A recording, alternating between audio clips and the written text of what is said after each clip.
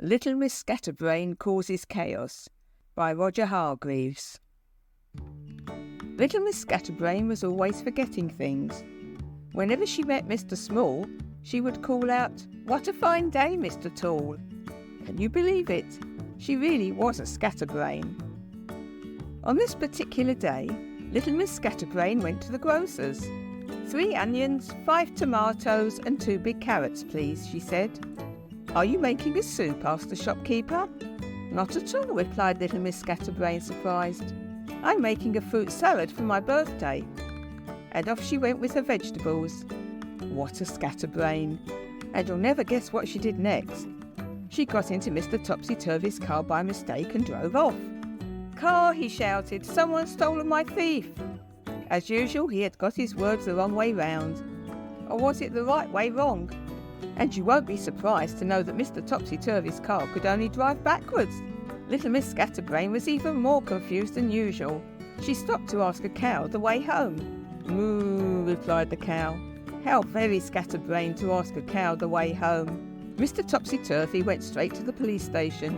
"A car," he explained, "has taken my thief. You mustn't help me." It took the poor policeman a long time to work out what Mr. Topsy-Turvy was trying to say. On the other side of town, Mr. Jelly was having a very bad day. He'd heard a strange noise coming from downstairs, and as you can imagine, this made him very nervous. In fact, he was hiding under his bed, shaking like a jelly. "Home at last," said Little Miss Scatterbrain. "But how odd. I was sure my kitchen was green. Never mind, I must get cooking." In the meantime, trembling and shaking like a leaf, Mr. Jelly had made his way downstairs to find out what the noise was. Imagine his shock when he saw a strange figure in his kitchen. A figure with a large, sharp knife. "Help me," he stammered, calling the police.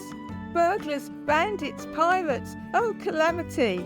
"Do not fear, Mr. Jelly, we're on our way," said the policeman. "You'd better come with me, Mr. Topsy-Turvy," said the policeman.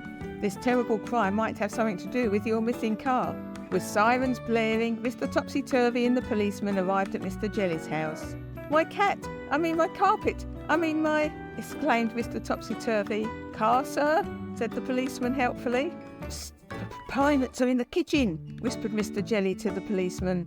"Leave this to me," replied the policeman. "Happy birthday to me, happy birthday to me," sang Little Miss Scatterbrain to herself in the kitchen. The policeman couldn't believe his eyes.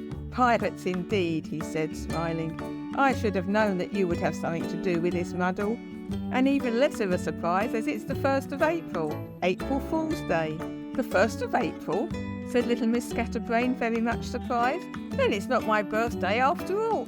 My birthday's in July, I think," she added. "Silly me, but do join me for some fruit salad, onions, tomatoes and carrots, with sugar." The policeman wasn't sure he liked this type of fruit salad. Mr. Topsy-Turvy didn't notice how strange it was, because he'd put his bowl under his hat. "I must be going," said Little Miss Scatterbrain to her friends. "Thank you so much for coming, Mr. Rightway and Mr. Fireman," and off she drove. In the police car.